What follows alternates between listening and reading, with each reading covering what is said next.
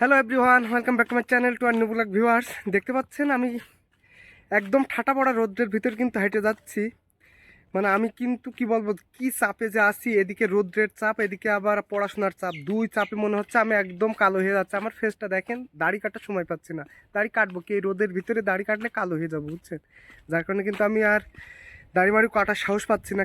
কি যে তাপমাত্রা, আমাদের ঝিনাইদে 42 ডিগ্রি চলে, আমার মাথার উপরে এখনো 42 ডিগ্রি তাপমাত্রার ভোল্টেজ পড়তেছে। মানে আমি কিভাবে যে হাইটে যাচ্ছে আমি বলে বোঝাইতে পারবো না। আমি ঠিক 12টার সময় কিন্তু বই থেকে উঠে আসলাম, সকাল 6টা থেকে 12টা পর্যন্ত একটানা 6 ঘন্টা কিন্তু পড়ে আসলাম। আসলে আমার পড়াশোনার এতটাই চাপ, যার কারণে কিন্তু আমি ভিডিও ঠিক মতো করতে পারছি না। একদিকে অসুস্থ, আর একদিকে কিন্তু রোদ্রের চাপ, আর একদিকে পড়ার চাপ, সব মিলিয়ে কিন্তু মনে হচ্ছে আমার জীবনটা প্রায় তেজপাতা।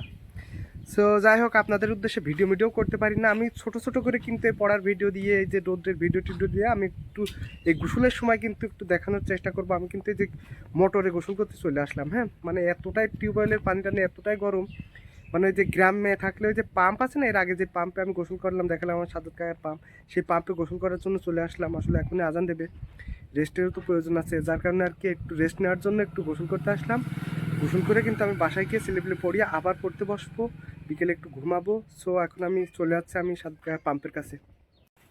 গেলাম সাদত কাকার বোরিংয়ে গোসল করতে। হাইটি আসায় মনে হইলো সার হইলো, বাড়িতে দেখলাম বিদ্যুৎ, এখানে এসে দেখি বিদ্যুৎ চলে গেছে। আসলে বিদ্যুতের জাতি তো আসলে বেশি টাইম লাগে না, তাই না? কি আর করা, এই রোদের ভিতরে আবার রোদ মাথায় করে আবার বাড়ির দিকে চলে আসছে, যে কল চেপে গোসল করতে হবে এখন। কি যে কষ্ট হয়। আমি গোসল করে নামাজ কালাম পড়ি, কিন্তু আমি ছেলেপিলে পড়াইছি, ছেলেপিলে পড়িয়ে এই যে আমি পড়তে বসলাম, আর তখনই কিন্তু বিদ্যুৎটা চলে গেল। কি আর করা, কন এই গরমে কি আর ঘরে বসে থাকা যায়? তাই আবার ভাবলাম যে একটু ভিডিওটাই করে নিই। এই যে ভিডিও করে আমি কিন্তু এখানে ভিডিওটা আপলোড দেবো। দেখতে পাচ্ছেন আমার রুমটুম কি অগোছালো, আসলে এই পড়াশোনার সাথে গরমের ভিতরে গুছাইতে পারছি না। আমি আবার চলে আসলাম এই পড়ন্ত বিকেলে কিন্তু আপনাদের জন্য ভিডিও করতে। দেখতে পাচ্ছেন আমার ভাস্তি পাশে বসে কিন্তু খুবই সুন্দরভাবে বসে আছে আমার ভিডিও করা দেখে। দেখেন কত পোজ পাস নিয়ে বসতেছে ও। আর ওর টাকের বিষয়ে যদি বলি, ও কিন্তু আজকেই টাক হয়েছে, ওর আম্মু ওর টাক করে দিয়েছে আমার ভাবি। মানে ওর টাক হওয়া দেখে কিন্তু আমারও ইচ্ছে হচ্ছে যে আমি আরেকবার টাক হই। মানে এতটাই গরম, এই গরমে কিন্তু এই চুল আর সহ্য হচ্ছে না, ভিতরে ঘামতেছে, যা আছে তাই ঘামছে বুঝছেন। চুল নিয়ে কোনো কমেন্ট হবে না বুঝছেন ভিউয়ার্স। মানে যা আছে আলহামদুলিল্লাহ অনেক ভালো, আমি অনেক খুশি চুল নিয়ে।